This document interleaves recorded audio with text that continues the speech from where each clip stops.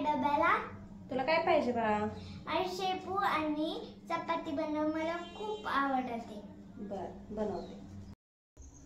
चला तर मग आज लाडक्या लेकीने शेपू बनवायला सांगितली म्हटल्यावर शेपू बनवते मी. तर त्यासाठी बघा बाजारातून एक पेंडी आणली होती मी शेपूची. अशी निवडून घेतली. आणि भाजी निवडताना ना बाजारात पेंडी नेहमी अशी निवडायची, म्हणजे अशी भाजीला फूट असते ना. माझी आजी नेहमी सांगायची, बाजारात गेली की भाजी घेताना अशी दोरीसारखी असते ना, त्याला म्हणायची केसांसारखी भाजी नाही घ्यायची, नेहमी अशी फुटीची भाजी घ्यायची, म्हणजे निवडायला पण बरी पडती. तर अशा पद्धतीने मी भाजी निवडून घेतली. बरेच जण चिरतात, पण मी चिरत नाही. ही माझ्या आजीने सांगितलेली पद्धत आहे. अशी निवडून घेते मी भाजी. अशी पूर्ण मी ती पेंडी निवडून घेतली.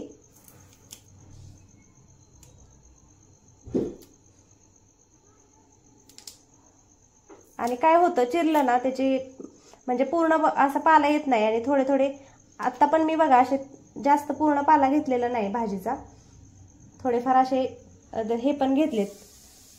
तर हे लाकडं असतात ना, ते काय होतात माहितीये का, माझ्या साध्या भाषेतच मी बोलते.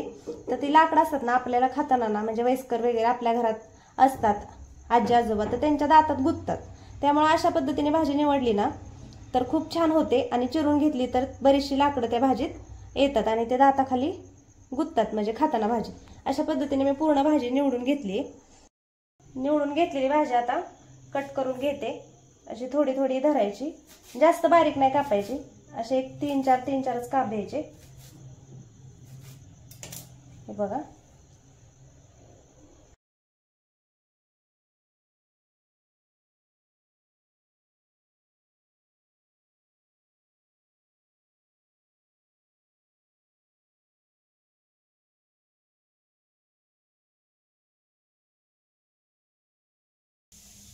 अशा पद्धतीने भाजी पूर्ण चिरून घेतली.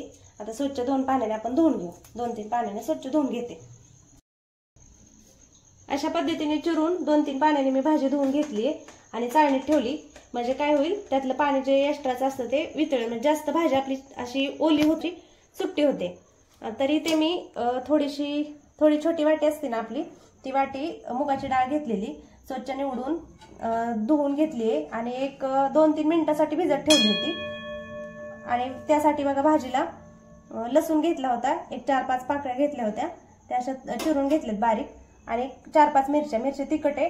आणि तुम्ही तर ऐकलंच व्हिडिओ मध्ये, तर दह्याला भाजी खायची, त्यामुळे जास्त मिरची टाकली तर म्हणजे तिखट झाली भाजी तर ती खाणार नाही, म्हणून मी अशा कट करून घेतलेत. तर आता भाजी करण्यासाठी गॅसवरती कढई ठेवते. गॅसवरती कढई ठेवली. आता त्यात तेल घालून घेते.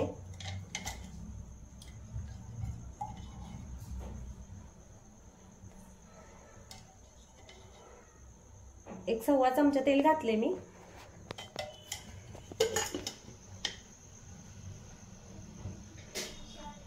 तेल आपलं गरम होते तोपर्यंत असे साधे आणि सोपे, तुम्हाला जर माझे व्हिडिओ आवडत असतील तर प्लीज व्हिडिओला लाईक, शेअर आणि सबस्क्राईब नक्की करा. खूप साध्या पद्धतीने मी म्हणजे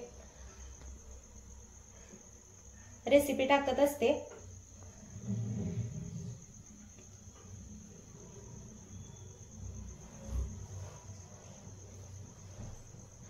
तर आता आपलं तेल चांगलं गरम होऊन देऊ. आणि मी तुम्हाला दाखवायचं विसरले, थोडासा जाड आपल्याला शेंगदाण्याचा कूट पाहिजे त्याच्यासाठी, त्यामुळे आणखी भाजीला चव छान येते. आणि जास्त वेळ लागत नाही, भाजी पटकन आपली तयार होते. ही भाजीला फोडणी देऊन एका साईडला ठेवलं आणि चपात्या पटकन करायला घेतल्या तर अगदी 7 ते 8 मिनिटात भाजी तयार होते. कारण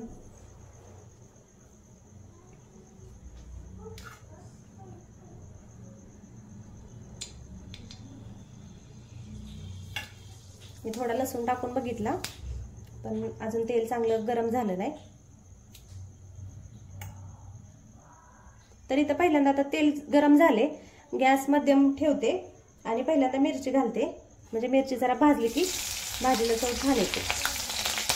आणि थोडीशी मिरची तडतडली, आता मी लगेच लसूण घालणार आहे, म्हणजे लसूणही छान मिरची बरोबर भाजला जाईल.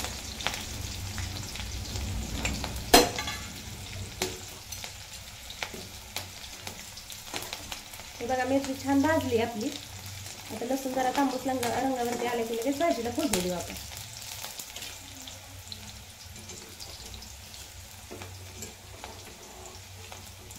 लसूण पण छान फुललाय. आता आपण ही डाळ ह्याच्यात घालूया.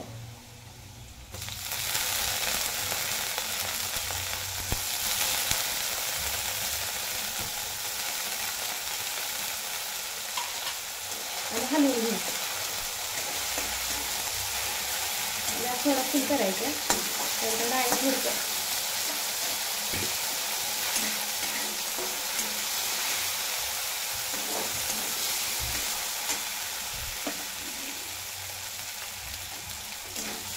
थोडीशी डाळ आपण परतून घेऊ त्याला. आणि मीठ आपल्याला लगेच घालायचं नाही इथं.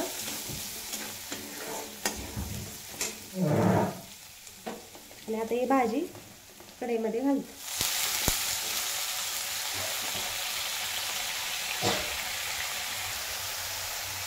पूर्ण भाजी कढईमध्ये घालून घेतली. आता याला मिक्स करायचं.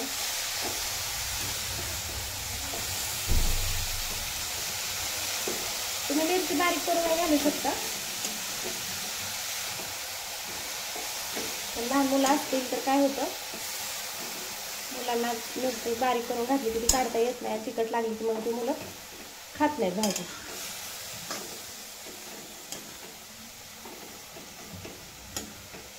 अशी चांगली मिक्स करून घ्यायची.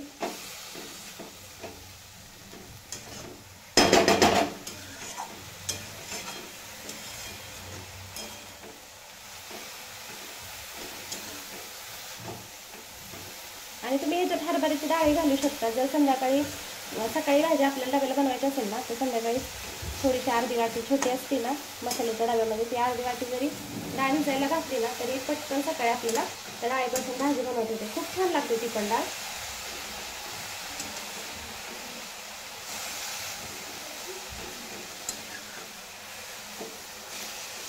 आता पूर्ण भाजी आपली मिक्स करून घेतली. आता भाजीला पाणी सुटले असं बघा.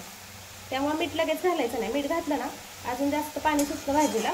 मग भाजी एकदम अशी आपली चिकचिकी होते, अशी चिकटल्यासारखी होते, सुट्टी होत नाही अजिबात म्हणून. आणि आता बारीक गॅस करून आपण 2 ते 3 मिनिटं झाकण ठेवूया.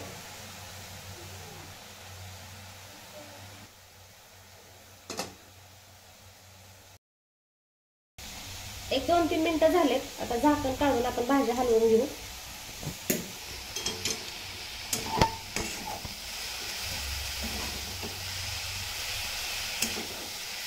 तर जे भाजीला पाणी सुटतं ना ते पाणी बऱ्यापैकी आटलंय. असं केल्याने काय होतं, भाजी आपली खूप छान आणि सुकी मस्त अशी होते. मिक्स करून घेतली भाजी. आता आपण ह्याच्यात चवीपुरतं मीठ घालू.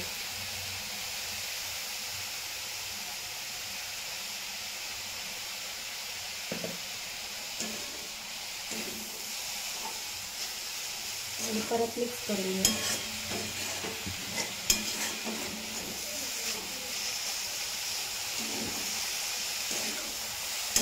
तुम्हाला बऱ्याच वेळा प्रश्न पडत असेल की मी कोणतीही भाजी बनवते ना ताट हे असं न झाकता पूर्णाची चाळण का झाकते, तर काय होतं, ताटाला पाणी सुटतं. आणि ते पाणी म्हणजे मला तरी असं वाटतं की ती पाणी ना त्या भाजीत म्हणजे उतरतं. ते मला स्वतःला नको वाटतं. त्यामुळे मी ताट झाकत नाही असं. आणि झाकलंच ताट तर थोडंसं उघडं ठेवते, पूर्णपणे झाकत नाही. हे बघा अशी झाली आहे भाजी आपली. आणि आत्ताच म्हणजे खूप छान दिसते. तर पुन्हा आपण हिला 2-3 मिनिटं झाकण ठेवून असंच झाकण ठेवूया. एकदम बारीक गॅस ठेवायचा.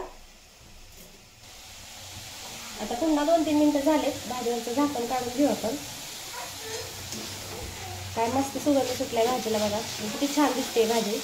आता ह्या स्टेपला काय करायचं आपल्याला, आणि भाजी अशी मोकळी झाली, एकदम तिखट झाली नाही तर खूप एक चिकटल्यासारखी होती.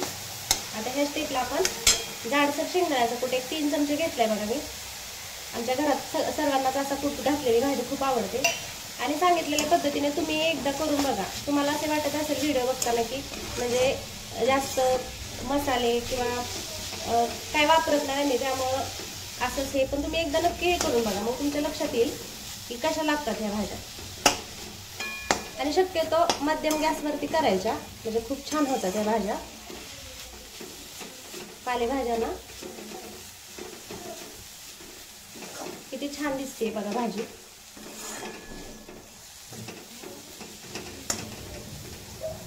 पटकन होते तयार, ह्यासाठी काय आठ्ठास करायला लागत नाही मोठा. आणि मुले खूप आवडीने खातात.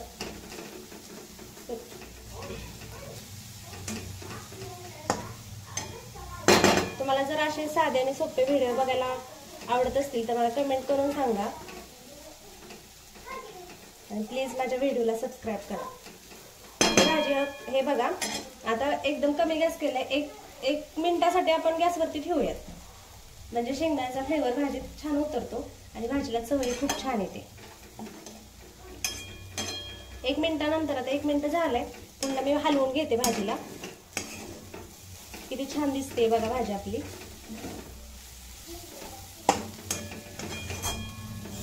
देवीच्या डब्यासाठी भाजी तयार झाली बघा. आता भाजी काढून घेते. भाजी मी आपली काढून घेतली. किती छान झाली भाजी बघा, अजिबात चिकट झाली नाही. तुम्ही नक्की एकदा अशी भाजी बनवून बघा आणि व्हिडिओ कसा वाटला ते मला कमेंट करून सांगा.